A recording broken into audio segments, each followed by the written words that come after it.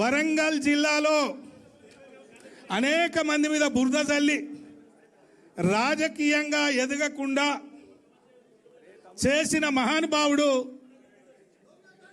కడియం శ్రీహరి గారు.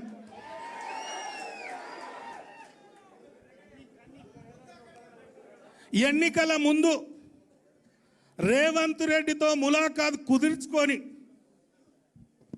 మొన్న జరిగిన ఎన్నికల్లో నా ఓటమితో పాటు వరంగల్ జిల్లాలో అనేక మంది ఓటమి కోసం కాంగ్రెస్తో ములాఖాత్ అయి కొవర్ట్గా పనిచేసి ఒక టీమును తయారు చేసి మరి ఏ విధంగా మోసం చేసిండో ఆ ఫలితాలు ఏ విధంగా వచ్చినో మీ అందరికీ తెలుసు.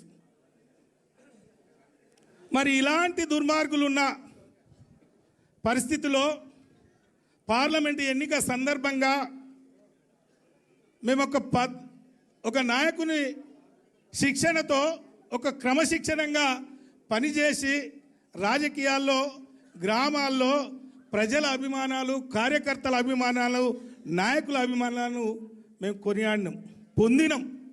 అలాంటి వాళ్ళ మీద బురద జల్లి 1,00,000 మెజార్టీ ఎట్లా ఓడిపోయిండు, ఏం జరిగింది అని పెద్దలకు చెప్పి ఏదో చేసి తన సొంత బిడ్డ కోసం మరి టికెట్ ఆశించి ఆయన వేసుకున్న ప్లాన్ ఎన్నికల ముందు రేవంత్ రెడ్డి గారితో ఏదైతే కుదుర్చుకున్నాడో అది పూర్తి చేసుకొని ఆ పని అయినాక మళ్ళీ తిరిగి మరి ఆ పార్టీలో చేరిన పరిస్థితి మీ కళ్ళ ముందు ఉంది. మరి అలాంటి వాడున్న పరిస్థితిలో, అలాంటి కఠినాత్ములు ఉన్న పరిస్థితిలో మరి నా రాజకీయ భవిష్యత్తుకే ఒక చుక్కెదురు ఉన్నది. మరి పెద్ద సారు మా బాపు గారు, ఈ రాష్ట్ర ముఖ్యమంత్రి గారు ఒక చక్కటి అవకాశం నాకు కల్పించే కార్యక్రమాన్ని కూడా కొల్లగొట్టిండు.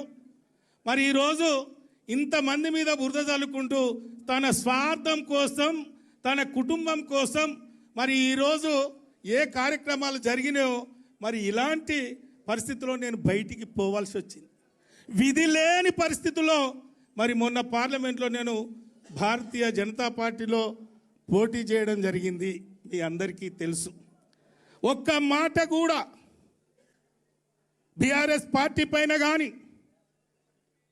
కేసీఆర్ గారిని కానీ, ఇతరత్ర నాయకులను కానీ ఏ రోజు కూడా నేను ఒక్క మాట కూడా నేను మాట్లాడలే. ఎందుకంటే నా గుండెలో ఉంది కేసీఆర్ గారు ఏం చేశారు, ఏ విధమైన కార్యక్రమాలు చేశారు, నా గుండెలో ఉంది. మరి అలాంటి పాపాత్ములు బయట